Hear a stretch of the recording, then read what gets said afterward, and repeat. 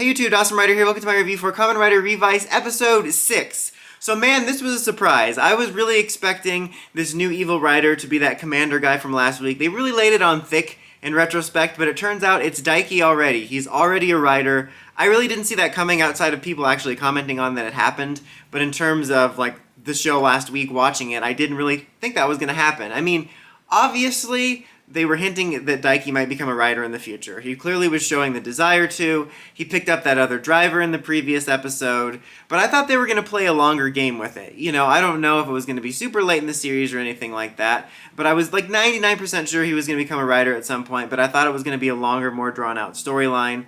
And, you know, the professor did seem to take a little bit interest in him, you know, because he kind of noticed, like, oh, this guy's kind of interesting that he wants to do this. But again, I thought that would pay off much later, and that they laid it on really thick with that other guy last week. And I liked that, though. You know, I liked the surprise of that. You know, especially with Rider. Rider can get so formulaic that you kind of know what's coming. Like, you can just see, like, oh, this is coming out, so I know all these things are going to happen. You can kind of pinpoint exactly what's going to happen. And I like that that was unexpected. As I said, I knew Daiji would probably become a rider, but I liked that it was sooner than I thought, and everything kind of paid off quicker. And it was a pretty cool surprise. And like I said, I like that rider. It's clearly, I guess, the demon is fully possessed him because of the way this works, and it's not as much Daiji. I'm still not sure how that's going to work in the end, you know, with Daiki's story, but like in the last scene, he shows up at the villain base and he says, I'm not that idiot, I'm the demon that was born from him, so it's clearly the demon controlling him. I'm just hoping it's not going to be that simple for the long run. Like, I mean, I know it's the demon controlling him right now, but I think there's some interesting character beats with Daiki in general that I don't want them to gloss over with them just, you know, explaining certain things away by the demon, but we'll see. Regardless, I thought it was a good twist. I think he makes a good surprise rider antagonist so soon. And, you know, I was especially surprised in general we were getting a new rider so quickly because it seemed like they were going to dial it back a little bit and maybe only have Revi and Vice a little bit. So that was a nice surprise, and we didn't touch on it too much, honestly. Like, we just picked up where we left off, and then after he left, it was only really the cliffhanger at the end, and then him showing up to show that he's badass now because he can eat curry without drinking water.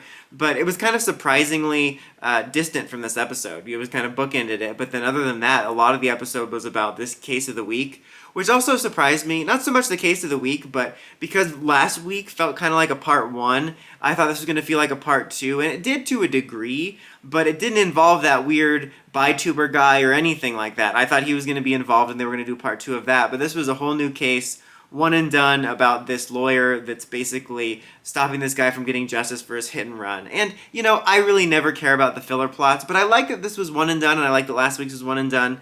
I like that we can sort of set it up so that we can just do a one-off, or we could do a two-parter.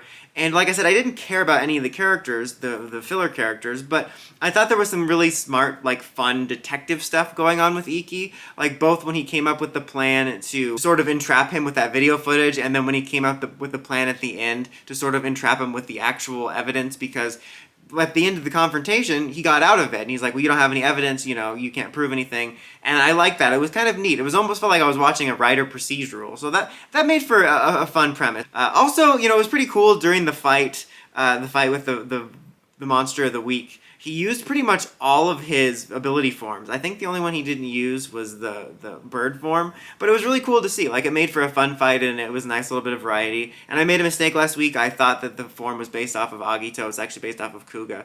But still, it's pretty cool to see. Although one thing, he used the Megalodon one, which unless I'm misremembering it and I just missed something, is the first time we're seeing that form in the show proper. Like, it showed up in the movie and it showed up in that stupid unnecessary Saber crossover, but he never debuted it here, and I was waiting for the debut here. I guess they thought 3 debuts was one too many. Also, this is completely unrelated, but I forgot to mention last week, and someone did bring it up in the comments for last week's episode, which was nice, that they enjoy the scenes between the characters and Iki's mom.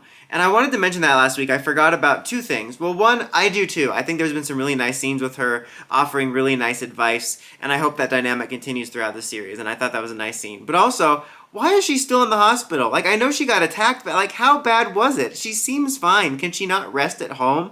She just has that self-diagnosed toku injury where they wrap your head up. Like, break your arm, wrap your head up. Scratch on your leg, wrap your head up. Emotional trauma, wrap your head up.